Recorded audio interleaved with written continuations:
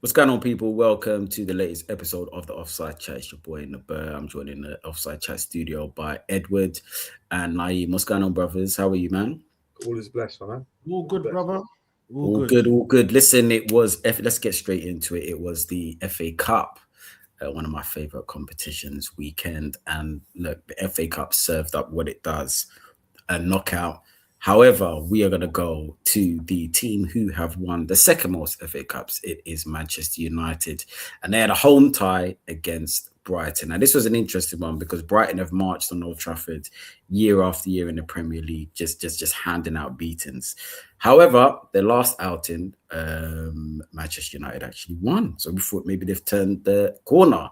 However, Danny Welbeck had something to say about it. So Manchester United dumped out the FA Cup by Brighton. Naeem, let's go to you first. 2-1 game. What were your thoughts on the game now? Obviously, more misery on Manchester United. I thought the better team overall. I think the better team won. I thought Brighton were very good value for their win, especially first half. I thought Grudo was very good. Welbeck's finish was fantastic, right? Right about the years, I think he does like to score against United, though, doesn't he? Since he's left that club, and I did hear a few things about England need to take a few strikers, don't they? Back up to Kane for the World Cup. He's been in form. He scored quite a few goals, and he said a lot of from his managers really talked very highly about him this year. But it wasn't a surprise, to be fair. I think obviously they've got Darren Fletcher as the caretaker, interim or whatever title they've given him for the short term, and he set them up back with the 4-2-3-1. I thought they huffed and puffed a bit United, but I thought the better team won. I thought Brighton set themselves up well. Always seemed to find space on the counter attack. It felt like a goal was coming. I thought Gruda was very, very, very good. Second goal I thought killed the game. I know Sesko, starting to look a bit more settled in the league. I know he didn't look great, but that's it. 3 in 2 games. I know some strikers would like those recent stats, but I think it's one thing it showed with there's no quick fixes for United. This is their standard they're at, so it's not a surprise Brighton knocked them out. I think they've got bigger concerns, but I think it's 40 games and they're out of all the competitions. Basically, is that the shortest it's been, which is quite alarming. They're in a good place in the league, so if you're them, you've got to look at it. They've got Embuemo coming back. Will be back obviously because Cameroon got knocked out. So squad's getting a little bit stronger in that aspect. Let's see what happens with the next manager. But yeah, I thought the better team won. Yeah, I think look, that was a very scary stat of them. They are actually out of all competitions, and I think the reason why it's really damning with Manchester United this season is the fact that they had no Europe. They were kind of. When you don't have Europe, you're playing less games as well, much more recovery time. It's not like they haven't spent, just under 300 million in the summer as well on forwards. I know Embuemo was gone. So they spent money as well. They haven't got Europe. The squad now can rest.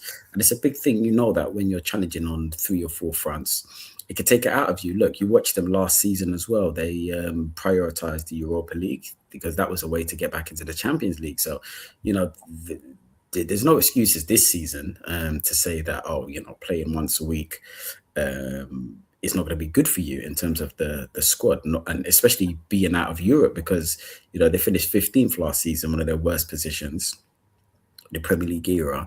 And a lot was said that, look, we're in the Europa League, we're playing on a Thursday night. It's taxing.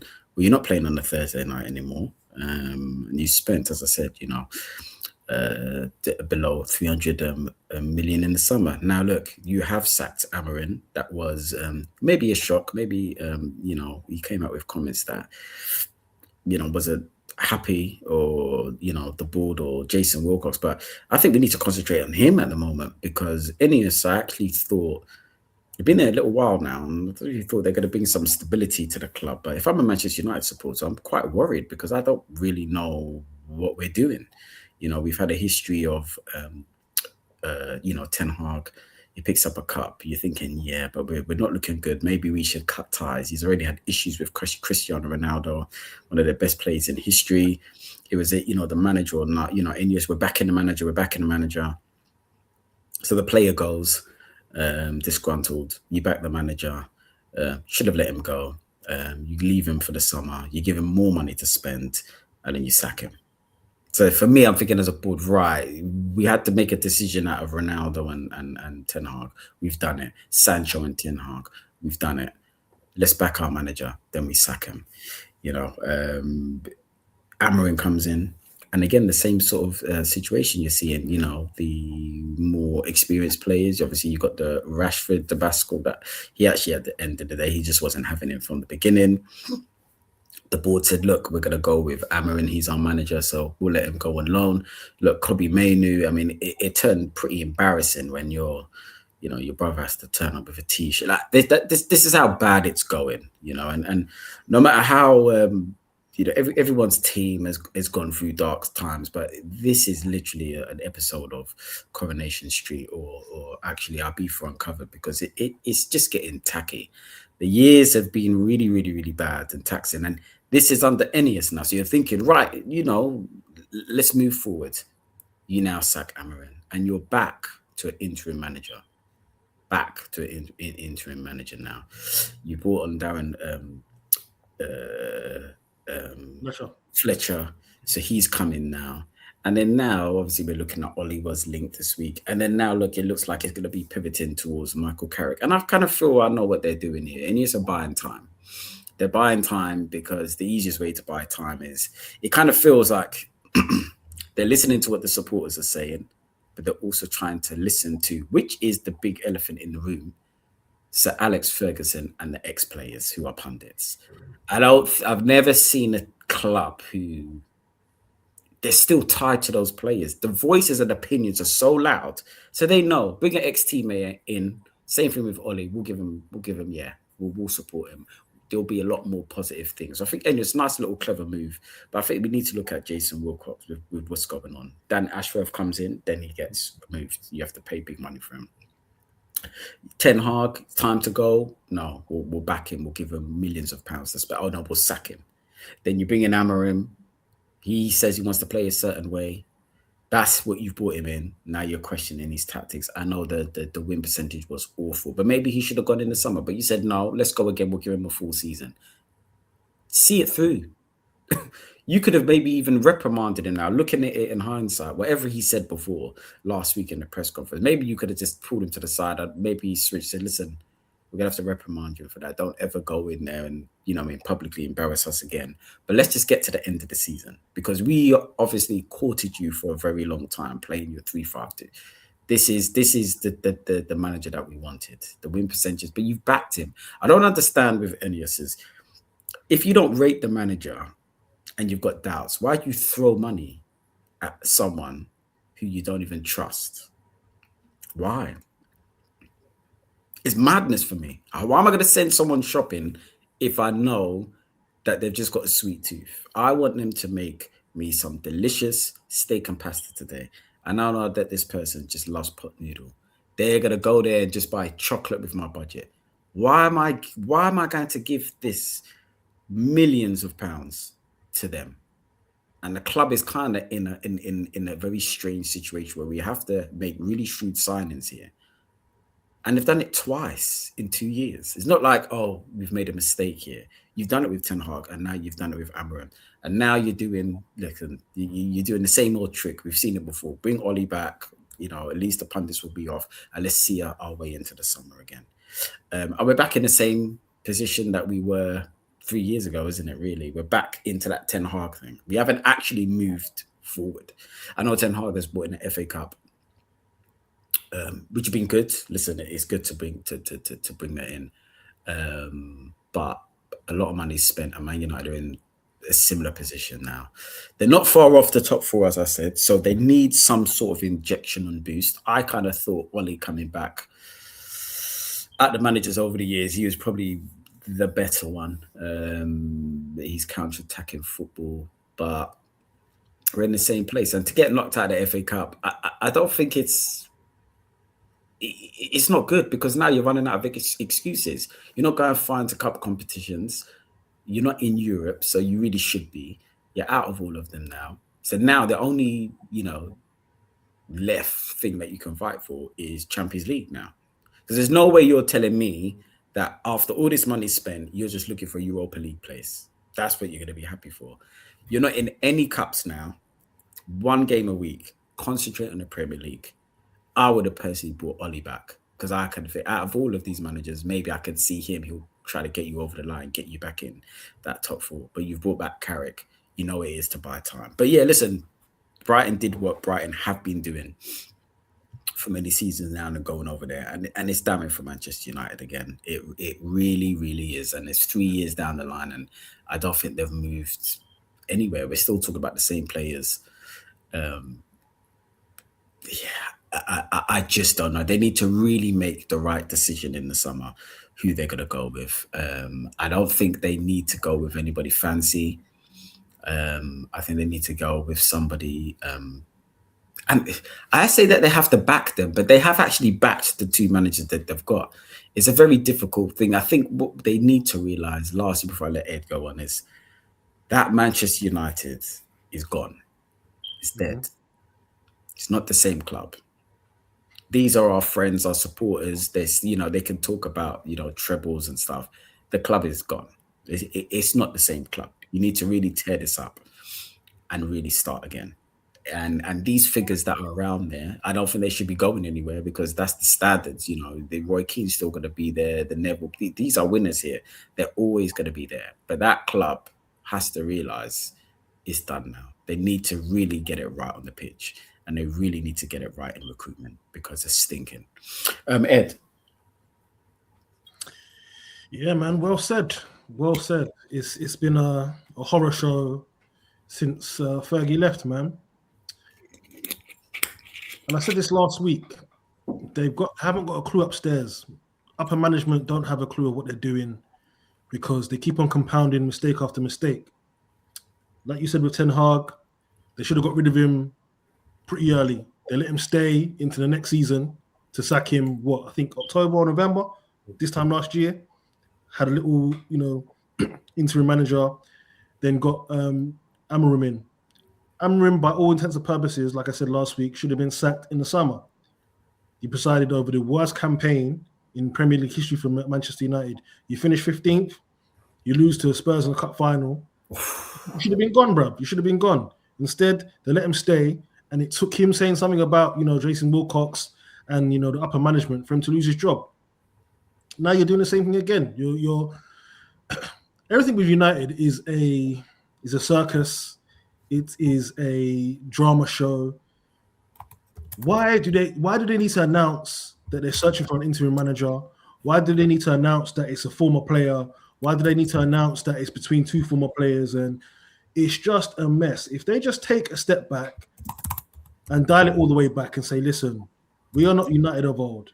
The United of old, like you said, Nobs, that was winning trophies year in, year out in the 90s and the early 2000s, even into the middle part of the decade, yeah. That's gone. That is gone. Too many opinions, too many cooks spoiling the broth. They need to strip it all the way back.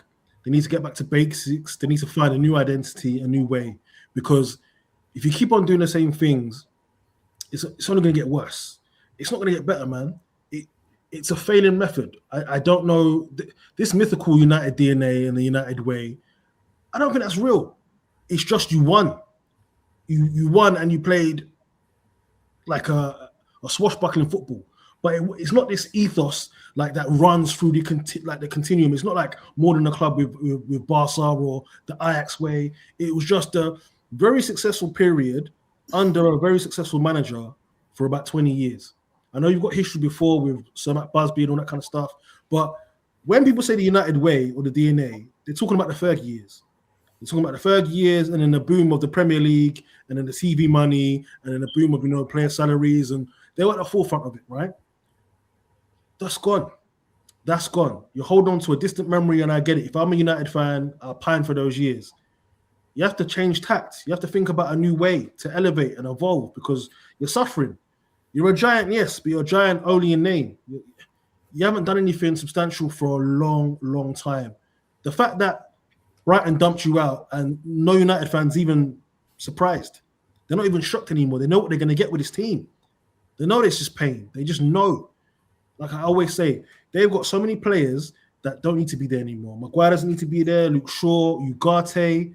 They've got some real rubbish in that squad that still stays, still plays. But you know what, Ed, yeah? I think we can't question the ability of those players. We can. Mm-hmm. But when I look at that first team or the first 13, a different manager gets better, different results with that. That team is that team. If you look at when they're everybody is kind of fit and stuff. I'm not saying that they're great. Listen, they're not the Man United that we know. However, that team should be challenging top four. The top four, right? It's performing. There's no excuses for me. I look at everyone's squad. They're not far off. Let's be far off. Yeah. So exactly. That's the irony of the situation. They're not far off. They should be winning. They should be winning the league, of course not. But this Manchester United team should be flexing. They should be flexing like Villa, because we're all laughing and thinking, "Oh my God!" Like for me to say that now, currently in this Premier League, everyone will look at me and think, "What are you talking about, Villa?" That's what I'm saying. Think about Villa without Emery. Mm-hmm. Just think about that. You remember on the Gerrard. You remember you still look at Villa. They got one or two ballers, but you knew they were soft, isn't it? You know. But now you just realize when you get someone in with a philosophy and says, "Look, this is the way that we're playing," and the players actually believing in what they're doing. But for Amorim again, whether now allegedly they're saying that the players were upset. The players actually, the current squad actually were shocked and upset that Amorim. Yeah, it's. But we know it was the board that was driven by the board, because it's to your point. The form at United was consistent throughout the season, up and down. He had turned the corner a little bit relatively recently. It's only because he had that outburst, isn't it? And that's why they got rid of him. He hadn't said anything. He would have still been there completely. I think. But your point with Villa is a really good point. But one thing they've got, I think, and you made a point about earlier, is about the structure upstairs. I think when they got one sheet, I think they got there. It's settled, right? So Emery had, I think everyone had a clear direction and the way the club was going. And if you look at the players they brought in during that time, they all sort of fit a certain mold at Villa, and they look a better team for it. United, to your point, it's so disjointed. But we're saying that it's so disjointed. But this, we're gonna have to move on. But I just don't think there's any excuses for it being this disjointed. There shouldn't be. There shouldn't be. They've said that they've had chief executives that are not football men for years. It just seems literally like that club is run like the NHS, isn't it?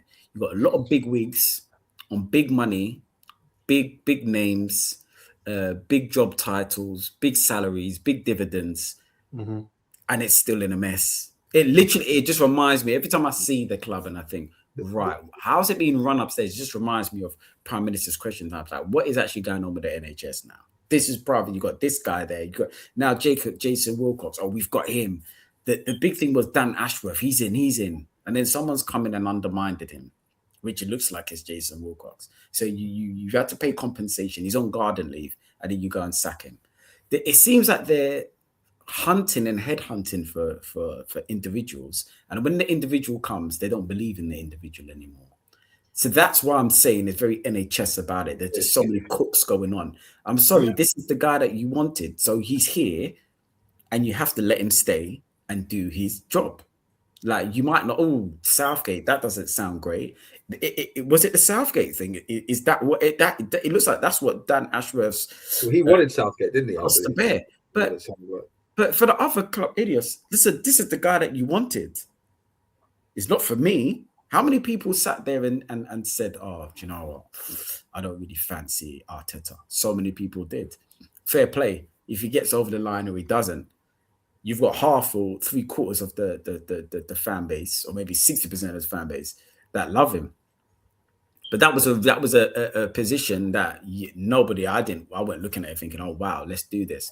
But you trust the people. You have to go with who they've gone. And then now you look at it and you think, right, okay, it's worked. Or people that didn't want Emery at Villa, they're probably thinking, he hasn't won anything, give you that. But they're probably thinking, sacked at But you go with this is the guy that you want. Let him cook. You've watched him for years at Newcastle, so you know what he's doing. He gets undermined. Now you have to pay him off. Ten Hag is the guy that we want. He gets undermined. He's gone. Amarin, this is the one that I want. He gets undermined and then he's gone. It actually hasn't. It'll be interesting to see how quick they sack managers. Since Sir Alex Ferguson, I think has it been 11 managers or 10? 11 managers in 12 and a half years. So I don't know how quickly they're sacking managers even before Enyus has taken over. Because now since they've come over, they're at it again. They're pulling the trigger. So it's a strange situation. You know, Brighton they go through, but this FA Cup defeat for Manchester United and Ed is spot on. They're not really making any fuss about it. You should. Because if my team ain't in Europe, I'm looking at these domestic cups and I'm thinking, facts. Let's do something. Let's try and nick one, right? Because that's what they were telling other, not to make it about United, Arsenal. Oh, but we've won more than you. Okay, that's good. But now you haven't because, you're now dumped out of all the cups before, February. It's bad. But before we move on, fair play to Brighton. They played really well. Welbeck. Yeah. His 8th goal in 17 appearances. Against United, he seems to always love playing against them. I think it's a cheeky reminder, like, listen, you got rid of me, you didn't rate me, but I'm coming back to always kill you. Always. Yeah. And form is temporary, class is permanent, man. Yeah. Even for both goals, he was pivotal. Yeah. Obviously, his issues was his fitness. Really, let's be fair. Most of the time, he was always seemed to have relatively big injuries at a period of time. Yeah. And he did a good run for England. Remember, he did. He was very handy. Danny Welbeck. Yeah, I just think the players just like to obviously are managing his body more, and you can see with minutes because sometimes you don't play him all the time. Mm-hmm. No. You're thinking, where's Danny Welbeck? Yeah, very well. That's why I think World Cup. Why don't you take him? And he understands now. Like they always say that when you get to a certain age as a striker or at any position, you're meant to understand the game a bit more. You know your body. You know where to be on the pitch. Yeah. It's coming together now, and it's good to see because he's a proper Premier League Barclays man, sort of legend. Proper pro. Players rate him. His ability's never been in question. Like you said, now it's a situation where he had a couple rotten injuries. I know he done his knee at Arsenal. I think he might have done his ankle as well. And now I was watching the highlights, and Dean Dublin was like, he understands the position now. He thinks more. He stays within the box. He's not out wide. He's not out on the right. You know what I mean? He stays within the width of the box, and then he's getting his goals. So it's happy. Good to see him. At 35 as well, man. He's had a good career. He can look back and be very proud of himself. No, of course, man. In incredible form. Right. We are going to move on to Tottenham Hotspur Villa. Well, up the Villa. That was probably one of the fixtures of the FA Cup tie was obviously Spurs, Tottenham Hotspur versus Aston Villa at the Tottenham Hotspur Stadium. Villa winning 2-1 is heaping more misery and pressure on Spurs and Frank Edward. It is. I can't believe where the 12th. So that would have been the 10th of January, and it is as toxic. It feels as Ange's last season before they won the Europa League. Like it's how do you go from like it's diabolical, it's so toxic, and then we're gonna get a new man in, and then we're back within 6 months, back to basics already. Everything is toxic there. They can't win the game. They're now out of every domestic cup as well. Mm-hmm. The only cup they can win is the Champions League, which they won't. But so. Ed, I mean, we're running out of words now. It's bad. It's really, really bad. It's dark. The injury list is insane now. Bentancur is out, with hamstring injury. He's got to have surgery on his hamstring. Kudus went down early in the month. They haven't got any medicine. Kulu's still out. I mean, they've got Solanke coming back, which is a bonus. That's Solanke. That's a big boost. That's a boost. Richarlison out though. Yeah, Richarlison's out. He looks like a hamstring as well. He put up lame against Villa. It just seems like everything that can go wrong for this club is going wrong, and long may it continue. Long may it continue. I pray to God Almighty that it continues because they deserve nothing. They're a nasty tin pot club with tin pot fans that run their mouth, chat rubbish, And all you have to do is Spurs, like I say this all the time, all you have to do is wait. All you have to do is wait. All you have to, let cockroaches, they'll talk about Arsenal, talk about Chelsea, talk about everything. But when you turn to look inward, suddenly they don't know how to look inward. Suddenly introspection isn't their forte. Suddenly they don't know what's going on with their club. You know what's going on with your club. Focus on that, man. Focus on trying to be better than this. Focus on trying to be more than just a very popular club in North London. You're an embarrassment. You're an embarrassment. And I actually feel bad for Frank. I thought Frank was actually going to be a good manager because I believed in the job he was doing at Brentford. I believed that he deserved to get a crack at a big club. But now, I can't lie, I think I might have jumped the gun. I think I might have gone too early because if you look at the job that Keith Andrews is doing at Brentford, it's almost the same. And it looks to be like Brentford and Brighton, they're more of a system club. They have a settled system. They buy a certain place for the system, and it's just a situation with almost like a plug and play with the managers. Because if you look at Brighton similarly, how many managers that have managed at Brighton since they've been in the Premier League have looked good? Deservedly look good. Graham Potter looked good. You got what's in the Hertzler's looking good now. It's similar now. Like we were rating Frank because we thought, okay, cool, good affable manager, good personality, good man manager, getting the best out of an average bunch of players. He leaves. They sell Cunha. They sell Mbuemo. It's not Cunha, sorry. They sell Mbuemo. They sell years ago. Wissa. Now Brentford have got Thiago smashing in goals. You know, you got Kevin Charlotte. Right, so, as much as we rate the job I rate the job that Frank was doing at Brentford, was it that much of a good job? Because if Keith Andrews, who was a set piece coach, is looking like a competent manager, I think Brentford are like. Well, Brentford are fifth. Yeah, man. Exactly. I kind of feel. Yeah, I hear that. I think it's slightly harsh, but I understand. I'm going to let you because you were cooking. But I'm going to have to simmer down that hot pepper soup because, boy, you were giving it. I don't think you can add another Scotch bonnet here, man, for our customers because they won't be able to taste any of the delicious meat in that soup. However, look, I think Thomas Frank, he has done a phenomenal job at Brentford. I think obviously the original role was Brentford are going to come up and we need to keep them up in the Prem. And they did.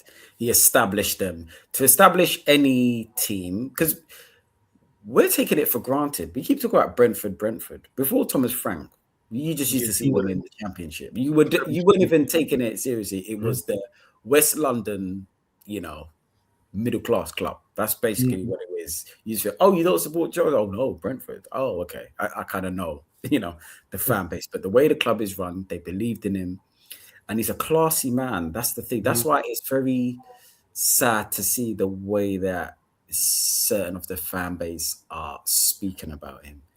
But I always repeat that it's very important sometimes to do your research on the club that you're going to. I think Roy Keane mentioned this. He said he didn't when Mark Hughes got sacked by City. He couldn't care less. I can't believe what they've done to me. Because you should know better. You should know better. Frank is a classy man. It's actually quite distasteful to see the way that they're speaking about him. He's never gone around. God forbid there was a mistake with the Arsenal Cup.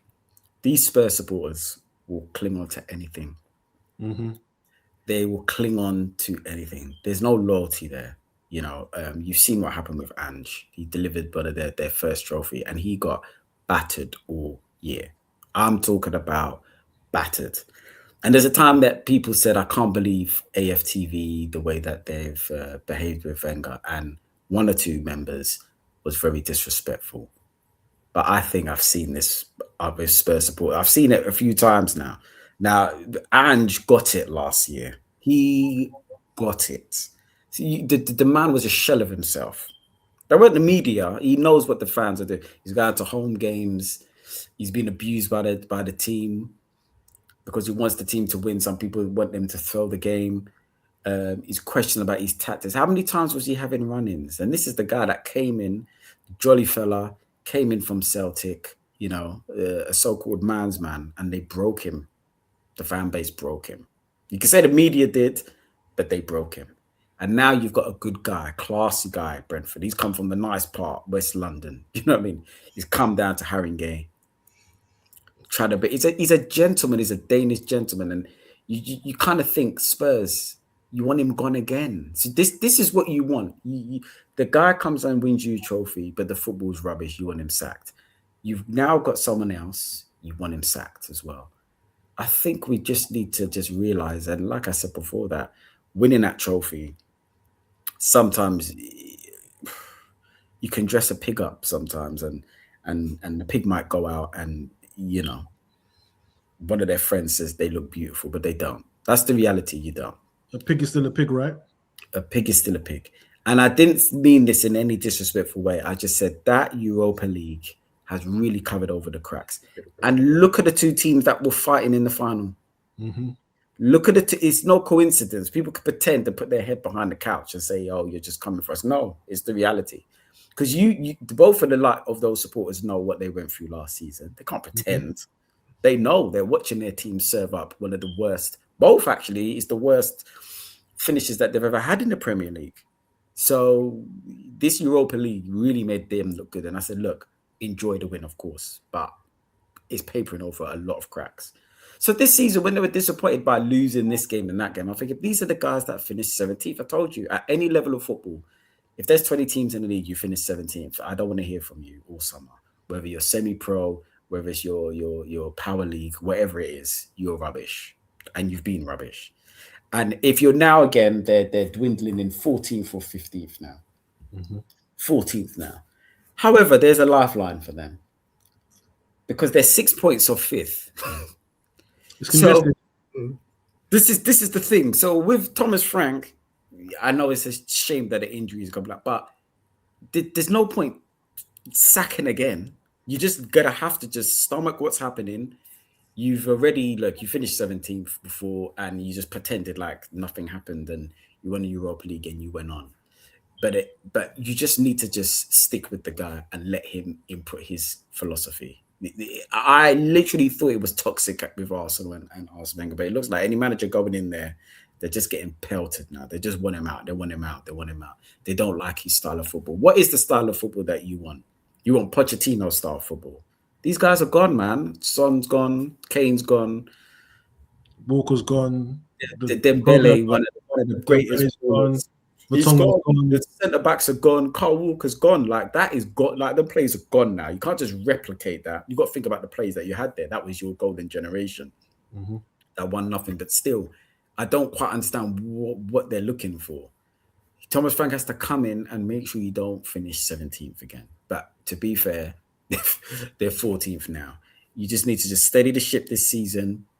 Let him get his feet under, because it's a big job for him. When you think about it, he's come from Brentford and he's gone to Spurs, one of the biggest clubs in the country by history. And he's got to settle in. And now he's gone. But look, you look at Villa, now it's all doom and gloom for Spurs, but Villa kind of slightly looking as one of the favourites for this FA Cup. This could be, obviously we know they're still, in the league title race. In Europe as well, and then now this FA Cup is looking like the pressure is on Emery now. Can he deliver? He's on 3 competitions now. He's on 3 fronts now. Well, he's proven to win cup competitions. That's his USP. I think just to finish up on Spurs, I think battering while they were down. I think we've got to give them a bit of. They are missing obviously their best attacking players, and I think a lot of the Spurs fans. I think their big thing about it is they've got no cutting edge up top, isn't it? They're pretty impotent up top. I think that's the thing. It looks like they're not even making a bit of an effort. But let's talk Villa. Credit to Villa. I mean, it should be a surprise. They're 3rd in the league. So to go win at Spurs, it shouldn't be a surprise to them doing that. Got a little bit of strength and depth where they can keep Watkins on the bench. That Milan settled in a bit now. I wasn't sure about him when he came in, but he started with him, didn't they? Yeah. Yeah, they started with him in that team. They're missing Onana, who's been one of their top midfield players as well when he's been in the team. I think credit to Villa, will be one of the teams to keep there. I don't know who they've got in the next round. I missed the draw in that aspect. But Newcastle. Is it Newcastle? At home though? Are they at home though? That's the thing. Villa Park, isn't it? Is a different kind of issue. But I think overall, I think they're the better team. They're a better set up team. They've got all, they're playing, they've only lost against Arsenal, so there's no surprise them going to Spurs and winning. They should. The only concern for me with Villa is obviously their squad isn't. It's not first 14 players, 15 players are really, really good. Anything after that, you're concerned about their depth. And with the Europa League going on as well at the same time, and them trying to keep the top four, you could see them picking or choosing one of the competitions. I can't see them going fine both the FA and the Europa League just for the size of their squad. I do see them as a good chance. I think they're more likely to do something in Europe than is in the. They're at home to Newcastle, and then, they are. But you've got to see Liverpool look like they're winning at the moment. 2-1. 2-1. Yeah. 2-1 at the moment. Arsenal through, City are through. They've got a chance as much as anybody. It depends how the draw goes. They need to keep everyone fit. Fun. The draws. Oh, you're talking about if they get through the draw, but also as well as I think that their overall their squad, their starting 11, 12, 13, really, really good. But as I said, when Europe restarts, we'll see how they do when it gets a bit later in the competition. But credit to Villa, they've been a breath of fresh air. This is the team that it looks like last year was a bit of a season off for them. They're back to the levels they were 2 seasons back. Playing some good football. Rodgers is firing. I think that Buendia is starting to score a few goals. I've never been that sure about it, but now he's got his fitness back. He's had a few injuries. He's played pretty well. He links up pretty well in that midfield with them. So yeah, they've got an exciting team going forward. Let's see what happens. And Emery knows how to win tournaments, doesn't he? So let's see. Credit to them. Right. Okay. Well, listen. Sure. I mean, this is what the FA Cup is about. When you look at it, you always think about, non-league or the lower divisions in the Championship getting their chance and their day to take on the big boys. And Macclesfield definitely took on the big boys, the current FA Cup champions. It was a absolute, so I'm not going to take anything away from Macclesfield, non-league winning that. It's a dream come true for their supporters, for their players. You could imagine the night before, you haven't quite cut it for the Premier League. I think it's something like 0.7% of people or something ridiculous like that can make it as a Premier League football player. However, the fact that as a player non-league, you think, right, we're playing some games right now, and there's probably games where you'll invite your family down to kind of watch you and stuff, and it's it's televised sometimes it's not. People got social media, so you've got a little bit more of a presence, but an FA Cup game against a Premier League team, I won't probably be able to sleep. I'll probably be thinking to myself, if I could just get a cheap goal, man. At least I could tell the boys, you know what I mean, that your dad scored live on BBC. Do you know what I mean? Like, honestly, it is huge for any player to be playing it. And you're playing against Palace. I'm not taking anything away from Macclesfield. Palace were bad, man. Sure. They were as bad as I couldn't believe the touch. I don't know if it was the pitch. I don't know if they were away from home. I don't know if they took this too easily. I don't know, but a Premier League team should, and the current champions, holders of the FA Cup. They look rattled. They look rattled. There was nothing wrong with the pitch, I'll tell you that. Now, they look fine while you're watching it. I mean, there's the better team won. Let's not forget. Let's the first thing first. Yeah, that's a game where they're saying, you know what, and they have give it a go. You know what, you're better than us, but you're gonna have a tough game today. You're gonna play the way that I want to play football. This was like, you guys are multi-millionaires. We're getting paid £200 a week or $300, whatever it is, and I'm not happy about this. And we're going to see it's 90 minutes, so we're going to play our way. And Palace, I think that's probably one of the worst performances I've seen from a current team getting knocked out. It was really bad. But look, Macclesfield, the supporters, it's down in the history books now. Edward, how bad is this? Because this is a real bad stain on Glasner's thing. I'm not going to blame him because he made it very clear that he reckoned his youth team could have gone out there and won. And it was literally like this. It was as rubbish as it can be. But this is bad, though, isn't it, Palace? This is bad. It's bad, especially being the holders as well. It's bad, but I don't think it's not terminal. It's just a bad day at the office, not one that you'd want as a Premier League club. fair play to Macclesfield though, man. This and the fact that they're in the next round of the FA Cup, the money they're gonna get from being in a competition. Or Brentford. For a club like Macclesfield, the money that you get when you start going into the later rounds of the FA Cup, that keeps you afloat for another year, man. That really does. So I'm happy from a financial point of view for the club. Real giant killing. The first goal was decent, set piece. The second goal was like a deft touch, but the goalie just had a mare, man. I think he was wrong-footed and he just like saw it trickle in. Promotion. And it's one of those ones where he just everything that could have gone wrong for Palace did, and it was meant to be for Macclesfield, man. So, and I know they just lost a player, McLeod. So I know they've done it for him. You know, maybe inadvertently they've won it for him, which is good. Good to see John Rooney, Wayne's brother, you know, getting a chance at management. So it's good for him as well. Even Wayne got emotional at the end, get choked up talking about his brother. So yeah, emotional day. Happy for them, man. Gay though, Jesus, I don't think I've seen as bad a performance from a player that's on the move. You know he's going to get a move if you're not this month, end of the season. And he looked like his mind was elsewhere, but bruv, he was getting moved to.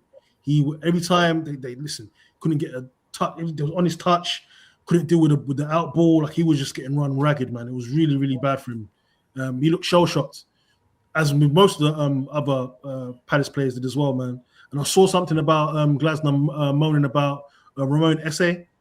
I think he said something about maybe his protracted transfer to Coventry might have been the reason as to why they went at the races. And I don't know. When you just had a bad day, you're just saying anything, and just to maybe take the heat off the fact that you lost a non-league competition.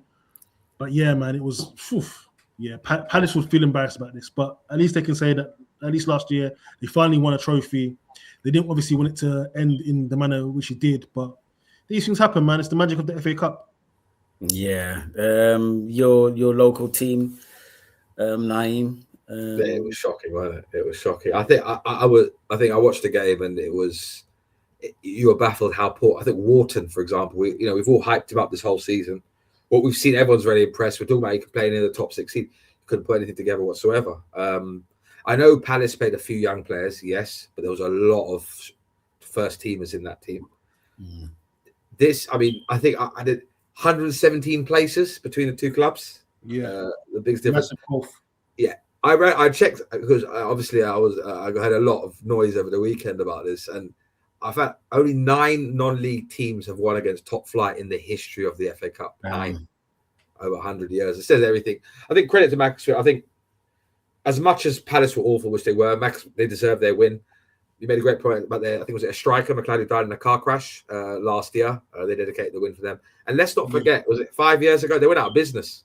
They were Macclesfield Town, weren't they? They went out of business, this club, and they've restarted from the bottom like AFC Wimbledon did. So credit to them. The TV money is going to be great for them. I think they've got, is it Brentford in the next round? I don't know. I think they've got another Premier League team, which is another great win for them. So, credit to them. But yeah, I've never seen the defending champion Palace play that poorly. Obviously, I was at the cup final. I mean, it wasn't even that long ago, and the standard of the football. Last season, bro. It was last season. Listen, look, we'll see what happens. But there's no wins in 9 for now, Palace. I think they've, it's a bit of an issue there. So let's see what they do over it. They need to strengthen that squad a bit, especially with the January window open, and certain clubs making moves. It looks like Spurs have today as well. So yeah. Yeah, it's it was bro, it's bad. Do you think that kind of adds to his departure? I'm not saying that they're going to get rid of him, but no, they're not going to get rid of him over this. I think he's going to go anyway. I think he's been quite open about not getting the financial support he wants. A bit. He hasn't asked for everything, but I think it was key. They got European football. They should have backed him in the summer. Obviously, they sold but they never really backed him, and I think that's put his nose out of place a bit. And he knows his value, isn't it? I think there's going to be a lot of jobs coming up at the end of the year, going into the season. Apologies. So probably just keeping his options open, not just in England, but in probably mainland Europe as well. We'll see. We're really interested to see what happens. Okay, he won't have an issue. Right. Arsenal Football Club. cruised to win over Portsmouth. Ended up winning 4-1. I think we discussed this before, didn't we? Just off air, and I really enjoyed the game. Maybe I'm just one of the only Arsenal supporters that did. I love an FA Cup game. I like to see. It's always interesting. I always like to see us kind of tested with lower league opposition, just to kind of. I like to just see the in-depth of the game, the training, the technique, the set pieces. And I do know a guy that I went uni with, huge Portsmouth fan, he thought it was going to be a similar, cricket scoreline to City, but I knew it wasn't going to be that way. But when we went 1-0 down, I think that's probably the only time in my life I didn't even react. It was one of them things I kind of felt that, you remember this as a kid, that your mum gets home early and she opens the door, she just looks into the living room, she sees the state of that, and by the time she goes upstairs and gets ready, you know what you need to do, so she's not even going to say anything. That's how I kind of felt. Like, I hope this gets cleaned up before my emotions connect to this game, Arsenal. That's I did. Bro, I carried on. I was actually eating chicken wings at that time. I was just literally like, it's not even putting me off my food. I'm thinking, if you dare, if you even dare, if you dare, because I've got the group chat open, I'm there running my mouth about Spurs, and I'm just giving it to everybody. So for me, I'm thinking, if you disgrace me, and straight away, Norgard equalizes, and then it was just set piece. Martinelli looked good, man, in terms of his finishing. It's kind of shocking, to be fair, seeing him score so many goals with his head. And yeah, Ranieri I thought was a bright spark for me. As I said, I was telling him off I just like his guile, his speed. I really do. It was good for him to go and get some minutes. He kind of looked a little bit angry as well. Like, yeah, look, I've got my chance here, so I'm really going to let the manager know what he's missing. And just watching him, I kind of feel, look, the winning formula is there, but I kind of look at him and I'm thinking, he's a real option from the bench. He is, I can imagine when legs are tiring in the Premier League, I'd give him a couple more minutes. But look, we continue to win, so I don't think anything is going to change too much. But yeah, I just thought it was a good time, man. It was good. We knew what was going to happen towards the end. Madueke looked lively, but obviously missing that penalty, I kind of think, should it have not? It's kind of strange because you've got Jesus on the pitch who also hasn't scored. So I'm thinking you would want to take this, wouldn't you, and get a goal. But maybe this weren't really taking them seriously. Maybe it's just trying to get Madueke to get his first goal. But my brother, man, you got to finish that, man. You've got to finish that. Hit the target, like he didn't even hit the target, like especially with the step he did as well. Because he sent him. Yeah, but then he sent it by the post. So, but look, for me, you're going for the league title. You're one of the favourites for the Champions League. You're going to be one of the favourites for the FA Cup because you're Arsenal and you've won it more times than anybody. I just wanted there to be no drama. And there wasn't. There was no injuries. There was no weirdness. Gabriel got taken out. It was just, Odegaard rested. Give him a few minutes with Mendy. It was just as perfect cup game as you can. You don't want to go to Portsmouth and get beaten up and go into like a Rocky Balboa, Apollo Creed fight in Rocky 1. You just don't want that with these guys. You just want to go in there, do your job, look a bit all right, get some free kicks, set pieces, and easy win. So for me, I'm happy. Ed, what did you make of it? I see you talking about your boy Madueke, man. Like, what are your thoughts on it? You can't be upset too much, can you, really? It was No, what it is with Madueke is rival fans, we all have this thing where, say you take a player from a rival or a club that's near you, you tend to maybe gas up or hype up the player because he plays for you now. So now that he's moved from West to North London, suddenly the things he was doing at Chelsea, he's not doing anymore. Or trust me, like Arteta's going to get a tune out of him, and it's the same similar player, man. It's the same player. Yeah, I listened to what the Chelsea fans saying. They had him for 2 years. He's frustrating. He can do two things good, then the final action is always left wanting. And that was him today. He got the penalty, took the penalty. What does he do? Skies it wide. I mean, if he didn't miss the penalty, that's a good performance though from him. He's the backup right winger, isn't he? No, he's not. Then people were saying, "Oh, accommodate, so move Saka to the left to play Noni on the right," and it's like, no, like stop overhyping this guy. This guy was bought for a reason. He's got limitations. We're glad to have him now. I mean, it's are we? In terms of depth, an offensive option. But let's not act like this guy is going to take us to the promised land. He was bought for a specific reason. I wasn't a fan of the price, but let's focus. Let's stop doing this thing where, now that we've got Madueke, let's overhype him. No, man, you can see his limitations and his deficiencies. I hope in his career at Arsenal, he will get better and he'll work on his final product, because you see when Saka comes on and plays on the right, it's night and day. But in terms of the game, night and day decision making, night and day, bro. Okay, yeah. You know Saka's going to make the right decision 9 times out of 10. Madueke, his decision making is pretty poor. He doesn't learn that. I think he's up first getting into the penalty box. He's a threat. He can go past the player, but it's just his decision making sometimes. The amount of times he can, most of the time, majority of times, and I think that might get better, but that just might be him that frustrating. There's always players like that, isn't it? And he was bought for games like this. All due respect, FA Cup, he starts these against some of the lower club week. Okay, but he's got some. Okay, but all right, I'm looking at this now, and he is. I don't think you get many backups as good. No, as he's him. a back, and that's what he. Yeah, and this is why. Yeah, so I think he hasn't come to replace. Personally, like what you did say, I would like to see. People said, "Oh, you could play Saka on the left." Saka can play at the left. I remember when he started. I'm not saying that we should be moving him out of position, but I like our forward play to be a bit fluid, and I do like to keep people guessing. I like when I see forwards that, okay, look, let's try something different because we're not having any joy there.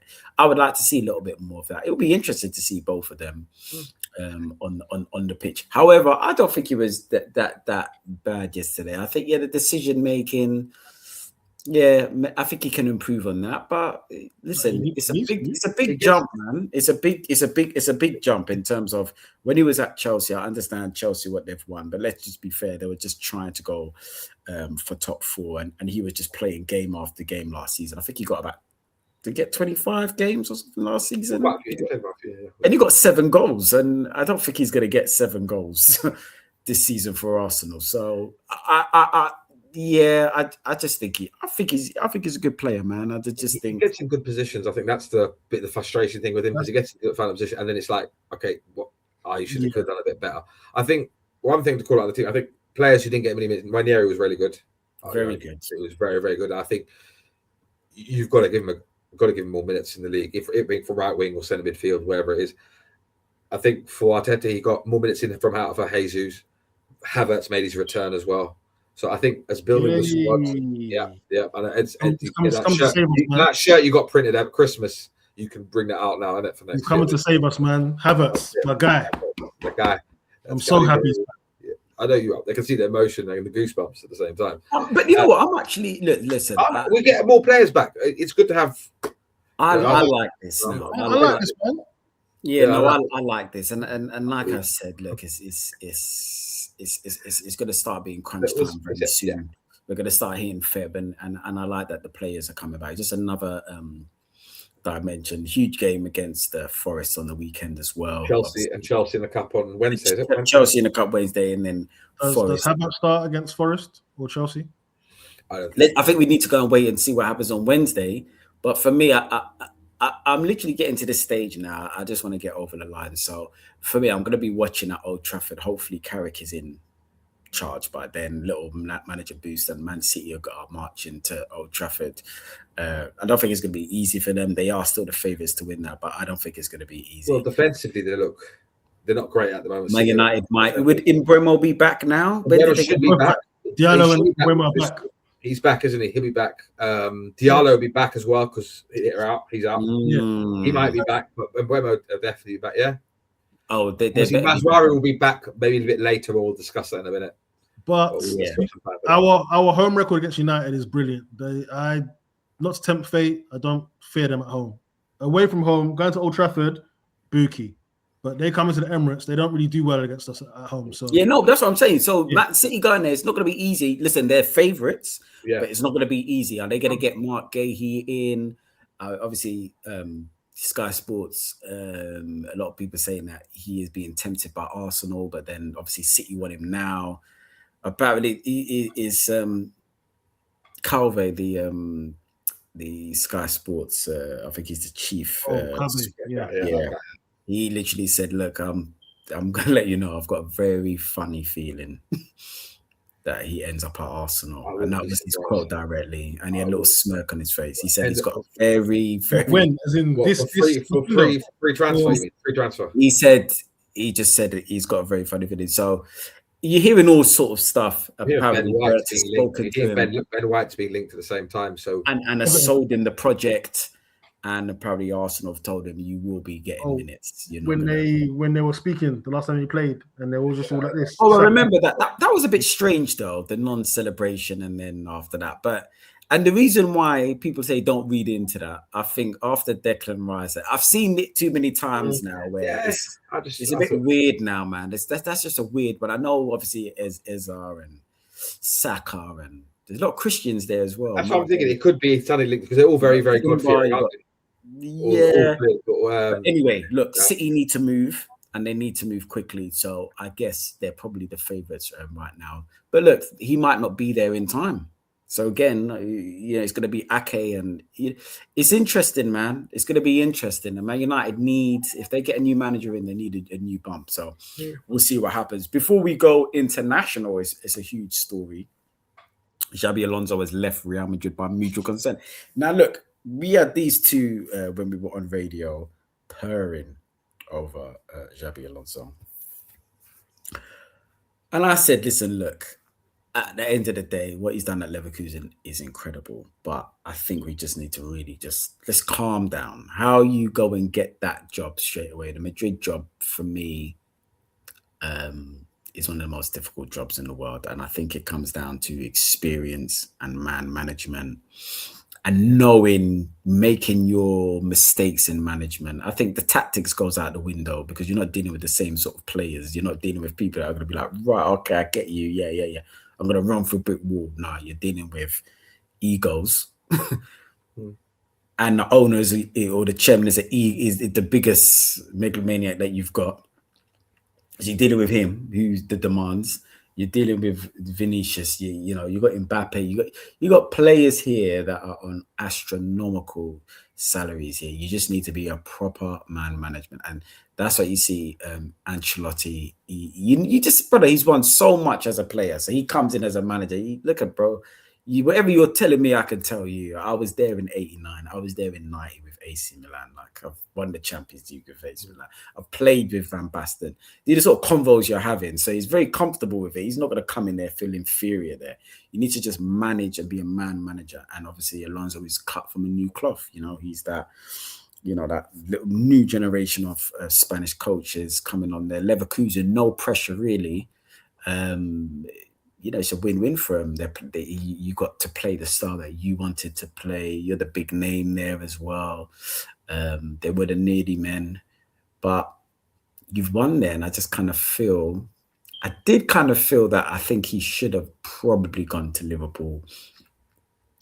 And I think Klopp should have gone there. That's the sort of manager I would have said, right, this guy's got, the things, but it just hasn't happened at Madrid. Very quick, he's gone.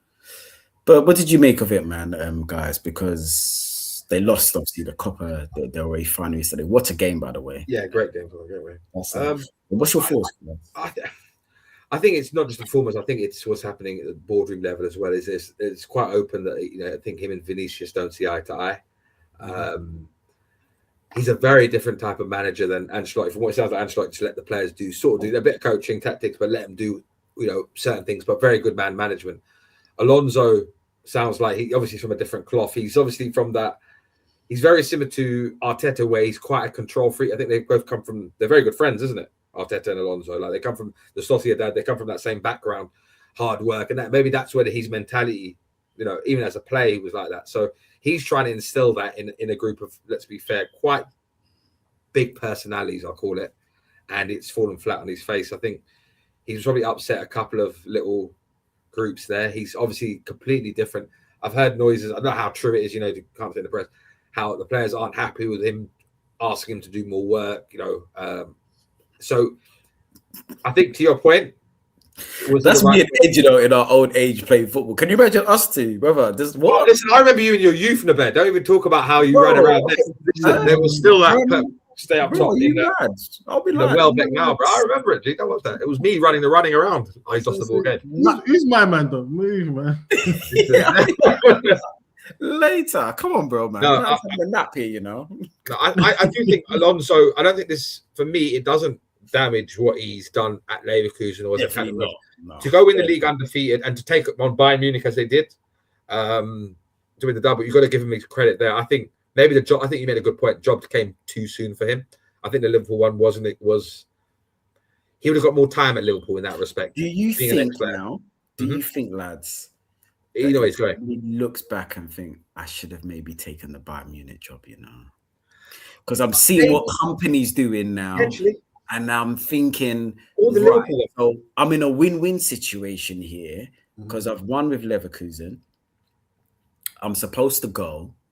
I haven't. The second season hasn't gone well. So if I jump ship, they can't say, oh, you've just won and jump ship. Like, obviously, I'll be in here. I can pretend, start having arguments with the chairman. Nice me. No, what's going on, man? Like, I told you, I don't like black people. You're scumbag. Look what he's saying. Yeah, he is. This is exactly. You know them ones there. But come on, man. Look, we know the game. The thing is, Real Madrid, isn't it? Then could have said to no, I hear that, but Alonso's. He could have, you know what I mean? But Bayern Munich is Bayern Munich. He could have gone there. Much also next player, it could have been an easier one. Easier job. The Bayern Munich plays a little bit more. But maybe he backed himself. Credit to him. He backed himself to go in there and try and turn it around. You know, you don't turn down Madrid though. Very few people play a manager turn it down. Do you know what I mean? And it's one of the few jobs in football where you have to win almost instantly. But what I will say is, it shows just how certain clubs, there's a level of demand that you won't always get at certain clubs. So, you know, when you hear things like Arteta, oh, he can go to any club and he's going to do well, he's going to win, he's going to do. I think it spits in the face of that. Because one thing a manager needs is time and backing. And at Madrid, you're not going to get that.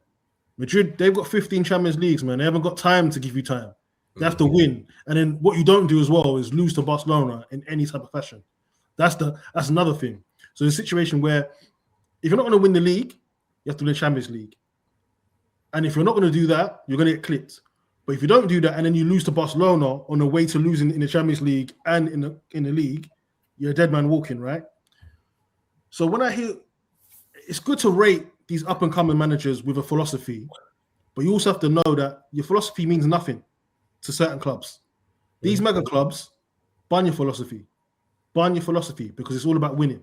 That's the only philosophy. It's not about what you play. I think the only mega club with a supreme philosophy is Barca. The Tiki-Taka, Johan Cruyff, Dream Team, Mezen Club, all that kind of stuff, right? But all the other ones, what's the Bayern Munich philosophy? Theirs is Champions League and dominating Germany. PSG is dominating France. This is Madrid's own fault, though. They brought him in because they know that was his style, isn't it? He was going to come in, be a bit more authoritarian, completely different to Ancelotti. No, do you know what? You know why they brought him in? He played for them with distinction, and the fact that he won at that level technically, he was also a demanding. You saw how the stats of his players, the running and that sort of thing. Of course, I think that's part of it. They wanted to bring in. To your point, they can't do that at Madrid. Madrid's more. But I don't think he gets that job if he doesn't do what he did at Leverkusen. Agree. I don't think he gets fast-tracked. But I think 100%. The fact that he won, and then, you know, it was domestic double, then he was one game away from winning an undefeated treble. Do you know what I mean? Because it helped. So I think, oh, this guy really might be him. And I think he's a good manager. And listen, in his infancy career, he's done a lot already, man. You know what I mean? You broke up the stranglehold that Bayern Munich had in Germany. So that's something that you don't have to, you have to rate, you have to respect. Wasn't it their first title ever? Their first title, and then, you know what I mean?